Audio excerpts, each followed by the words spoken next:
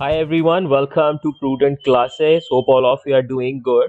So आप लोग अगर ये वीडियो देख रहे हैं तो आई एम श्योर कि आप भी अपने अकाउंटेंसी का जो सब्जेक्ट है क्लास 12 का उसमें अच्छे मार्क्स स्कोर करना चाहेंगे और मेरा भी यही पर्पस है। हमारा जो मिशन है that is to help you all to score maximum marks in your particular subject.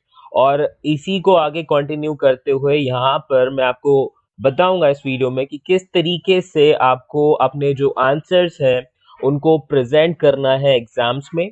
ठीक है, देखिए प्रेजेंटेशन बहुत इंपॉर्टेंस रखती है किसी भी एग्जाम में ज्यादा मार्क्स अचीव करने में।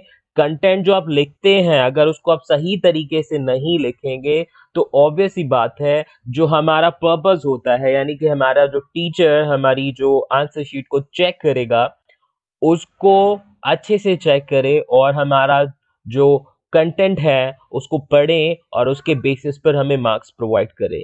तो इसीलिए प्रेजेंटेशन बहुत वैल्यू रखती है। आप भी मान लीजिए कोई यूट्यूब में वीडियो देखते हैं तो आप उसका थंबनेल देखते हैं कि क्या लिखा है थंबनेल में, अगर वो अट्रैक्टिव होता है तो आप उस पर क्लिक कर लेते हैं। बाद में चाहे कंटेंट अच्छा हो या ना हो वो तो वीडियो देखने के बाद पता चलता है। तो ये चीज आपको भी ध्यान रखनी है कि पूरी साल आप मेहनत करते हैं, पढ़ाई करते हैं और 3 घंटे के एग्जाम में उस पर्टिकुलर स्टडी को जो आप पूरी साल करते हैं उसको प्रेजेंट करते हैं। तो अगर आपकी प्रेजेंटेशन ही अच्छी नहीं है आंसर शीट में तो क्या होगा, ऑब्वियस सी बात है आप ज्यादा मार्क्स स्कोर नहीं कर पाएंगे। तो अभी हम सीखेंगे and I am not giving you any tip from my self. हम सीखेंगे टॉपर से, उनकी आंसर शीट चेक करेंगे कि किस तरीके से टॉपर्स जो है वो अपने आंसर्स को प्रेजेंट करते हैं एग्जाम में और उन टिप्स को फॉलो करके आप भी एक टॉपर बन सकते हैं। ध्यान दीजिए एग्जाम में 100 में से 100 लाना कोई डिफिकल्ट टास्क नहीं है, कोई भी सब्जेक्ट हो। बस आपको क्या करना है, उस सब्जेक्ट को अच्छे से स्टडी करना है और आंसर्स लिखते टाइम पर उनको अच्छे से प्रेजेंट करना है। That is it, this is the only secret जो कि आपको हेल्प करेंगे। ठीक है, तो आगे स्टार्ट करते हैं इस वीडियो को। आंसर शीट्स डिस्कस करेंगे और जो इंपॉर्टेंट पॉइंट्स मैं बताऊंगा प्लीज उनको अच्छे से समझ लीजिएगा और कोशिश कीजिएगा कि आप भी जब अपने आंसर्स लिखें तो उनको इम्प्लीमेंट करें। और एक सबसे इंपॉर्टेंट चीज जो मैं आप सभी को बोलना चाहूंगा यहाँ पर कि जब भी आप अपने आंसर्स पढ़ें या याद करें बेसिकली तो आप लिखकर प्रैक्टिस कीजिए। और अकाउंटेंसी कोई इजी सब्जेक्ट नहीं है। मैं बात करूं क्लास 12 की अकाउंटेंसी सब्जेक्ट की तो accountancy was also not my favorite subject but yes we have to study क्योंकि आपका ये सब्जेक्ट है जिसको आपको पढ़ना पड़ेगा। लेकिन जैसे जैसे आप पढ़ते जाएंगे ना आपको इसमें इंटरेस्ट आता जाएगा। तो वो सारे स्टूडेंट्स जिनका अभी इंटरेस्ट नहीं आता इस सब्जेक्ट में, ट्रस्ट मी आप डेली के 2 घंटे स्पेंड कीजिए इस सब्जेक्ट पर, नया चैप्टर स्टार्ट कीजिए, धीमे धीमे पॉइंट समझिए। फेलियर्स मिलते रहे तो कोई बात नहीं, still continue the study. Target रखिए कि 2 घंटे आज बैठ के कोई टॉपिक खत्म करूंगा और एक ही क्वेश्चन हो या 2 क्वेश्चन हो उनको पकड़ लीजिए और करते रहिए जब तक आप उनको ठीक से सीख ना जाए। ओके, और दिस इज माय गारंटी कि 1 महीने बाद आपकी जो ओपिनियन है, आपका जो परसेप्शन है सब्जेक्ट के लिए वो चेंज हो जाएगा और अकाउंटेंसी आपको फेवरेट लगने लगेगा। And this happened with me, you try yourself and this is my guarantee. बाकी मैं वीडियोस लाता रहूंगा आपके इस सब्जेक्ट को इजी बनाने के लिए। तो आप चाहें तो चैनल सब्सक्राइब कर सकते हैं और अगर नहीं करना आपको सब्सक्राइब तो कोई दिक्कत नहीं है। आप सिर्फ अपनी स्टडीज पे ध्यान दीजिए और अगर ये वीडियो आपको हेल्पफुल रहे तो अपने दोस्तों के साथ भी इसको शेयर कर दीजिएगा।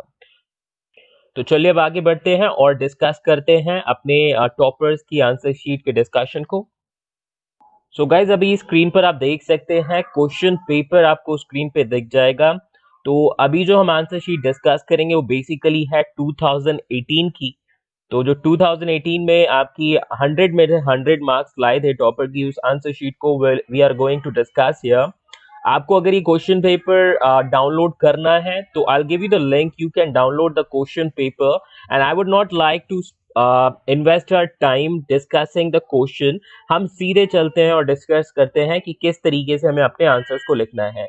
बीच में अगर किसी क्वेश्चन को पढ़ने की जरूरत पड़ेगी तो I definitely bring that particular question in picture जिसको हम पढ़ के और फिर देखेंगे कि किस तरीके से आपका आंसर लिखा गया है। तो देखिए आंसर शीट आपके स्क्रीन पर आ चुकी है और यहाँ पर आपको ध्यान देना है कि टू द पॉइंट। अब ऑब्वियस ही बात है अकाउंटेंसी की अगर हम बात करें तो यहाँ पर हमारे मोस्टली जो क्वेश्चंस होंगे वो आपके होंगे न्यूमेरिकल बेस्ड और न्यूमेरिकल बेस में भी आपका देख लीजिए थ्योरी आपको प्रॉपर लिखनी पड़ेगी। तो सबसे पहले क्वेश्चन को हम डिस्कस कर लेते हैं, जो कि 1 मार्क्स का क्वेश्चन है। इसमें आपका देखिए क्वेश्चन ये रहा स्क्रीन पर कि Amit and Bina were partners in a firm sharing profits and losses in the ratio of 3:1. Chaman was admitted as a new partner for 1/6 share in the profit. Chaman acquired 2/5 of his share from Amit. How much share did Chaman acquire from Beena? Okay, simple सा question 1 marks में पूछा है, लेकिन आपके concept बहुत सारे हैं जिसको आपको समझना जरूरी है। तो स्टडी करनी है, आपका ध्यान दीजिए। सिर्फ प्रेजेंटेशन से आपको मार्क्स नहीं मिलेंगे, आपका कंटेंट भी सही होना चाहिए, यानी आपका जो आंसर है वो भी ठीक होना चाहिए। और उसके लिए आपको क्या करना पड़ेगा, सब्जेक्ट को अच्छे से पढ़ना पड़ेगा।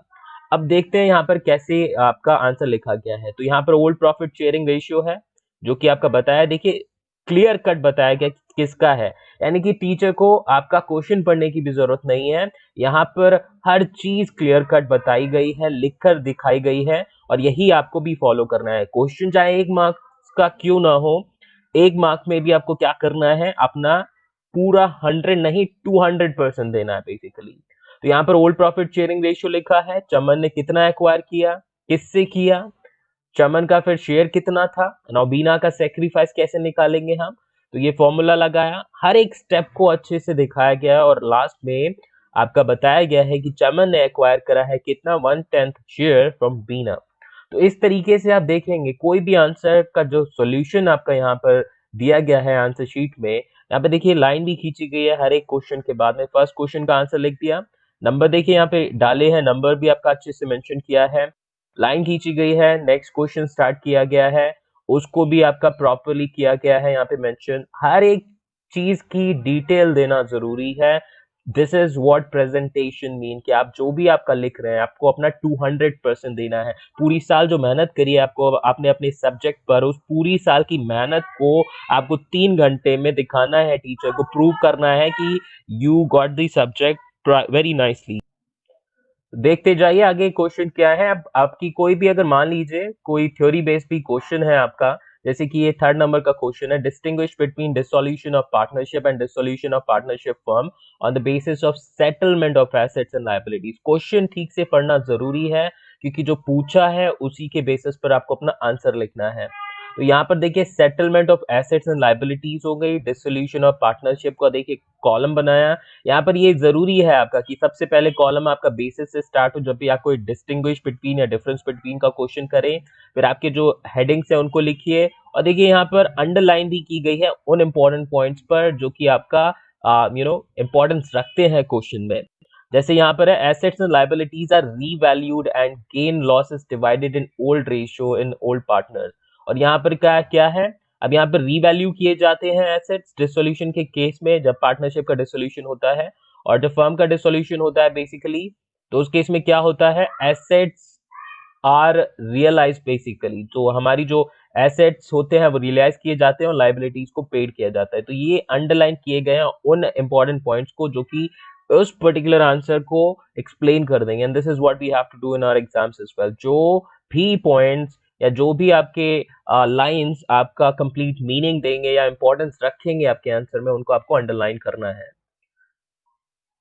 कोई भी आंसर में देखिए जहां पर नो भी अगर आपका आंसर है, क्वेश्चन नंबर 4 में अगर हम देखें तो हमारा क्या है, are they doing the business and partnership, yes no, और आपको अपना आंसर जो है वो एक्सप्लेन भी करना है 1 नंबर में। तो 1 नंबर के आंसर में भी कंजूसी नहीं की गई है, आपका जितना भी रिक्वायरमेंट है आपका डिटेल्ड आंसर प्रोवाइड किया गया है। तो नो लिखा उस पर अंडरलाइन किया है, एंड उसके बाद नो लिख के we are not done here, हमें आपका आगे भी लिखना है कि किस चीज के लिए हम नो करें। They are not doing business, आप चाहें तो और डिटेल में भी लिख सकते हैं। और यहाँ पर राइटिंग स्पीड बहुत मैटर रखेगी, आपको ध्यान रखना है। तो क्यों आपका रीजन भी देना था, तो the reason is business is on regular basis, not only together purchasing and earning rentals. तो इस तरीके से आपको क्वेश्चन अच्छे से समझना है, आंसर आपका एक्सप्लेनेशन के साथ देना है, डिटेल्ड आंसर देना है, चाहे वो 1 नंबर में हो, 3 नंबर में हो, 5 नंबर में हो या 6 नंबर में हो। देख लीजिए कोई भी आपका थ्योरी आंसर है, जितना आपकी डिटेल्ड रिक्वायर्ड है या जितनी भी एक्सप्लेनेशन रिक्वायर्ड है सभी दी गई है यहाँ पे। अब देखिए खुद आपका 6th क्वेश्चन जो कि है give the meaning of debentures issued as collateral security. 1 number में क्वेश्चन आया है, लेकिन 1 नंबर के लिए भी कितनी एक्सप्लेनेशन आपकी दी गई है यहाँ पे। तो यही चीजें हम लोग अच्छे से प्रेजेंट नहीं करते हो, फिर हमें मार्क्स कम मिलते हैं। And this is what we have to take care of. तो टिप नंबर 1 इज आपका आंसर चाहे एक लाइन में आए, 2 लाइन में आए, 5 लाइन में आए, बेसिकली डजंट मैटर। आप नंबरिंग पे फोकस तो रखिएगा, लेकिन आपके आंसर में कंप्लीट सेंस होना चाहिए, कंप्लीट मीनिंग होना चाहिए, किसी भी तरह की कंजूसी आपको नहीं करनी है। बाकी जब भी आप न्यूमेरिकल को सॉल्व करेंगे तो आपको एक चीज और ध्यान रखनी है कि क्लैरिटी रहे। कटिंग्स होंगी, देखिए यहाँ पे भी कटिंग्स हुई हैं, लेकिन कम से कम रखनी है। तो आपको क्वेश्चन अच्छे से समझना है और अच्छे से न्यूमेरिकल सॉल्व करने के लिए और जल्द से जल्द सॉल्व करने के लिए जितनी ज्यादा प्रैक्टिस आप अभी कर लेंगे उतना ही अच्छा है। तो प्रैक्टिस पे फोकस कीजिएगा। तो यहाँ देख लीजिए, किसी भी चीज में कंजूसी नहीं है, चाहे आपका आंसर 1 नंबर का हो या 2 नंबर का हो, डिटेल्ड एक्सप्लेनेशन आपकी दी गई है हर चीज के लिए। ओके, अब हम बात करें तो यहाँ पे देखिए बॉक्स भी बनाए गए हैं जहाँ पे भी आपकी रिक्वायरमेंट है। नोट्स आपके अगर कोई भी रिक्वायर्ड है तो नोट्स भी आपके मेंशन किए गए हैं। राइटिंग जितना हो सका देखिए स्पेस दी गई है, क्लैरिटी के साथ लिखा गया है। हैंड राइटिंग इतना आप कहेंगे तो इतना कोई सुंदर नहीं है, लेकिन यहाँ पर बेसिकली क्या है, नीटनेस है हैंड राइटिंग की, जो कि आपको इंश्योर करना है।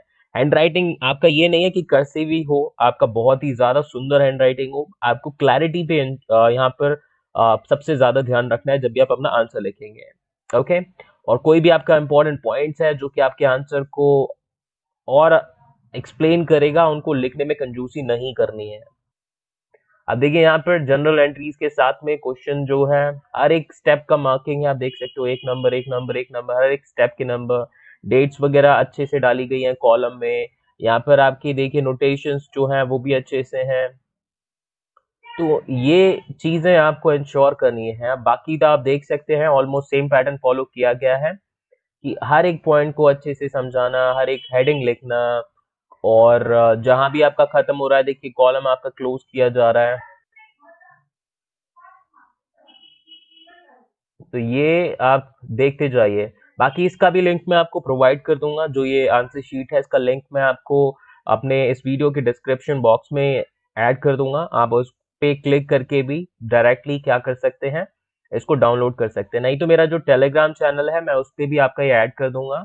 तो जितने भी क्लास 12 के स्टूडेंट हैं ज्वाइन कर सकते हैं मेरे टेलीग्राम चैनल को, जिन पर मैं आपकी रेगुलरली जो पीडीएफ्स वगैरह होंगे इंपॉर्टेंट टॉपिक्स के उनको अपडेट करता रहूंगा, एंड आप उसको देख सकते हैं।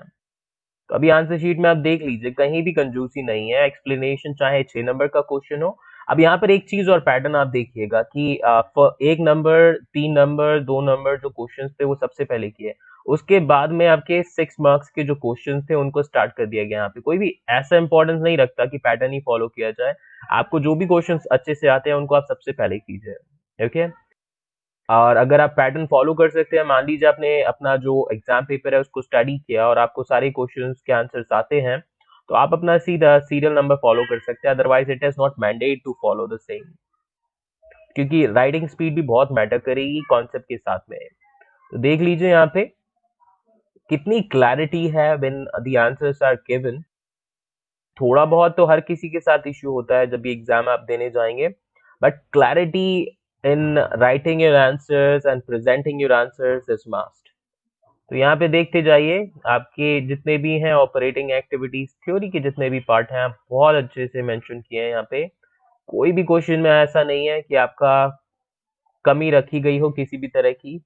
अगर कहीं भी आपका रखा है तो देख लीजिए, हर एक पॉइंट को स्टेप बाय स्टेप आंसर्स है उनको बॉक्सेस के अंदर हाईलाइट करके रखा गया है, देख लीजिए, जिससे कि टीचर को जज करने में दिक्कत ना हो।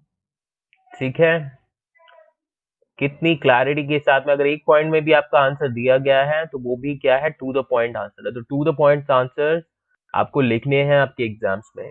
ओके, तो ये है आपकी पूरी, और ये देख लीजिए आधा मार्क्स कहीं पे कट हुआ था, लेकिन ऑलमोस्ट उसको भी full out of full count किया जाता है। तो ये थी पूरी आंसर शीट, और इसके थ्रू आपको यही इंपॉर्टेंट पॉइंट्स पर ध्यान देना है कि clarity, neatness in handwriting, to the point answers, and सबसे इंपॉर्टेंट चीज कि डिटेल्ड आंसर होना चाहिए, कंजूसी नहीं करनी है। तो ये वीडियो अगर आपको अच्छी लगी तो अपने दोस्तों के साथ शेयर जरूर कर दीजिएगा, ताकि उनको भी पता चल जाए कि किस तरीके से उन्हें अपने आंसर्स लिखने हैं। और अगर आप क्लास 12 के स्टूडेंट्स हैं, अकाउंटेंसी से रिलेटेड आपकी कोई भी क्वेरी है या फिर आपके क्लास 12 के कॉमर्स के किसी भी सब्जेक्ट से रिलेटेड आपकी क्वेरी है तो आप कमेंट करके पूछ सकते हैं।